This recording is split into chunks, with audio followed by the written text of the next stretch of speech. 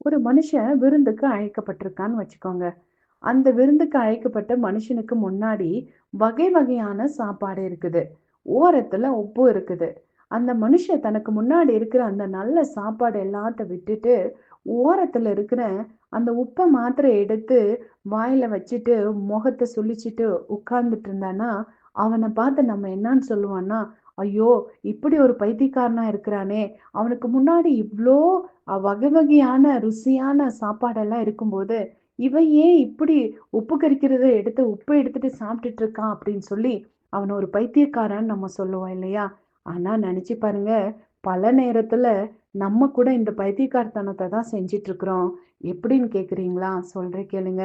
நமக்கு முன்னாடி கூட இன்னைக்கு ஆண்டவர் அழகான அனுபவங்கள வச்சிருக்கிறாரு. நெறைய அன்பான மனிதர்கள குடுத்திருக்கிறாரு.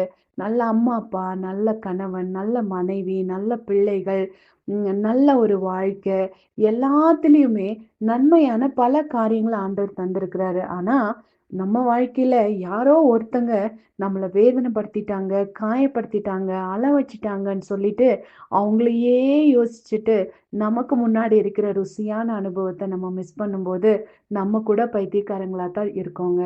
இப்படிப்பட்ட நிலைமையில நீங்க இருந்தீங்கன்னா, உங்களோட மனநிலைய மாத்தி அமைச்சுக்கோங்க.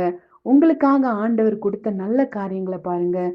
உங்களுக்கு முன்னாடி இருக்கிற அந்த சாப்பாட்டுல எது ருசியானது, எது ஆரோக்கியமானது, எது நலமானதுன்னு சொல்லி நம்ம வயித்துக்கு தேவையான நலமான பொருட்கள் எடுக்கிற மாதிரி, உங்க முன்னாடி இருக்கிற நலமான விஷயத்த எடுத்துக்கொள்ள நீங்க கற்றுக்கொள்ளுங்க. வேதமும் சொல்லுது.